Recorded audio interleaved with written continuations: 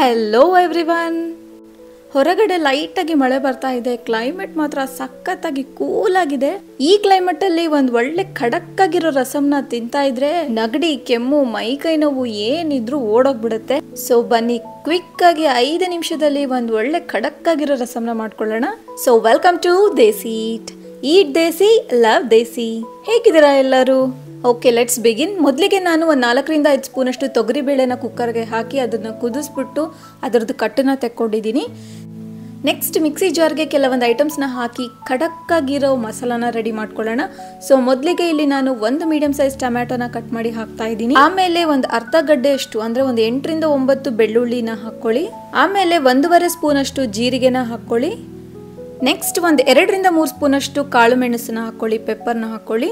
So pepper ಕ್ವಾಂಟಿಟಿನ ನೀವು ಸ್ವಲ್ಪ ಹೆಚ್ಚು ಹಾಗೆ ಕಡಿಮೆ ಮಾಡ್ಕೋಬಹುದು. ನಿಮ್ಗೆ ಏನಾದರೂ ಸ್ಪೈಸಿ ಜಾಸ್ತಿ ಬೇಕು ಅಂದರೆ you can add 3 to 3.5 spoon. Next ನೋಡಿ, ಒಂದು ಚಿಕ್ಕ ನಿಂಬೆಹಣ್ಣು ಸೈಜ್ ಅಷ್ಟು ಹುಣಸೆಹಣ್ಣನ್ನ ಆ್ಯಡ್ ಮಾಡಿ. ಆ್ಯಂಡ್ ಫೈನಲಿ ಸ್ವಲ್ಪ ಕೊತ್ತಂಬರಿ ಸೊಪ್ಪನ್ನ ಹಾಕಬೇಕು. ನೋಡಿ, ಕೊತ್ತಂಬರಿ ಸೊಪ್ಪು ಕಡ್ಡಿ ಇರುತ್ತಲ್ವಾ, ಈ ಕಡ್ಡಿ ಸಮೇತ ಹಾಕಿ ಟೇಸ್ಟ್ ತುಂಬಾ ಚೆನ್ನಾಗಾಗುತ್ತೆ, ಹಾಗೆ ಫ್ಲೇವರ್ ಸಹ ತುಂಬ ಚೆನ್ನಾಗಿರುತ್ತೆ.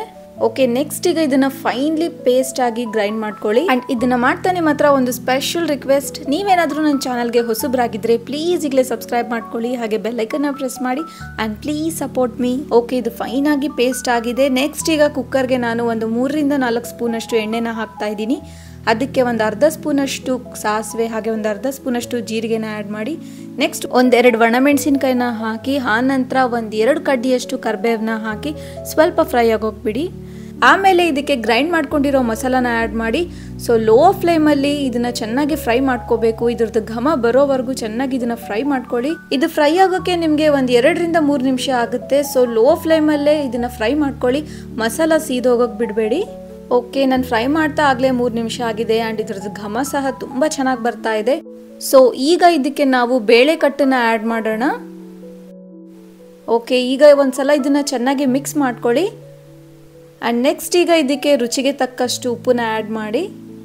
ಹಾಗೆ ಬೇಳೆನ ನೀವು ಬೆನ್ಸ್ಕೋಬೇಕಾದ್ರೆ ನೀವು ಅರಿಶಿನ ಪುಡಿ ಏನಾದರೂ ಹಾಕಿರಲಿಲ್ಲ ಅಂದರೆ ಈಗ ನೀವು ಅರಿಶಿನ ಪುಡಿ ಸಹ ಆ್ಯಡ್ ಮಾಡ್ಕೋಬೋದು. ಓಕೆ, ಒಂದು ಒಳ್ಳೆ ಖಡಕ್ಕಾಗಿರೋ ರಸಮ್ಗೆ ಎಲ್ಲವೂ ಆ್ಯಡ್ ಮಾಡಿದ್ದಾಯಿತು. ನೆಕ್ಸ್ಟ್ ಈಗ ಒಂದು 5 ನಿಮಿಷ ಮೀಡಿಯಂ ಫ್ಲೇಮಲ್ಲಿ ಇದನ್ನು ಕುದಿಯೋಕೆ ಬಿಡಿ. ಓಕೆ, ನೋಡಿದ್ರಲ್ಲ ಎಷ್ಟು ಈಸಿಯಾಗಿದೆ ಒಂದು ಒಳ್ಳೆ ಖಡಕ್ಕಾಗಿರೋ ರಸಮನ್ನ ಮಾಡ್ಕೊಳ್ಳೋದು.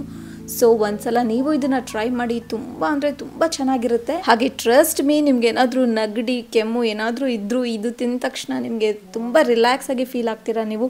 It works as A medicine ಅಂತಲೇ ಹೇಳ್ಬೋದು. ಹಾಗೆ ಈ ಕ್ಲೈಮೇಟಲ್ಲಿ, ಐ ಮೀನ್ ಮಳೆಗಾಲದಲ್ಲಿ ಈ ರಸಮ್ ತುಂಬ ಡಬಲ್ ಟೇಸ್ಟ್ ಕೊಡುತ್ತೆ. ಸೊ ಮಿಸ್ ಮಾಡ್ಕೋಬೇಡಿ, ಟ್ರೈ ದ ರೆಸಿಪಿ.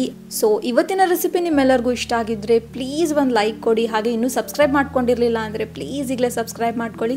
ಹಾಗೆ ನಿಮಗೆ ತುಂಬ ಇಷ್ಟ ಆಗಿದ್ರೆ please share the recipe with your family and friends. And ನೀವೇನಾದರೂ ರೆಸಿಪಿನ ಟ್ರೈ ಮಾಡಿದ್ರೆ comment me, I will be waiting for your comments. Okay, ಈ ರಸಮ್ ಜೊತೆ ಒಂದು ಪ್ಲೇನ್ ಪಾಪಡ್ನ ಮಾಡ್ಕೊಳ್ಳಿ, ಒಳ್ಳೆ combination.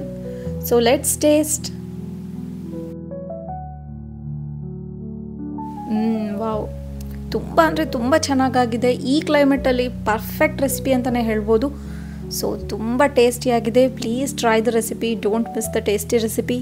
Okay, then stay tuned. Let's meet in the next video. Bye.